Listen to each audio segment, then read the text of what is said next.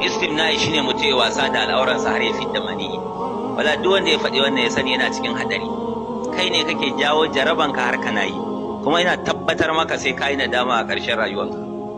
Wannan abin da kake zai cutar da kai ta yanda aure ma zai gagare ka in ka ci gaba da yi. Aure ma ba za ka yi ba.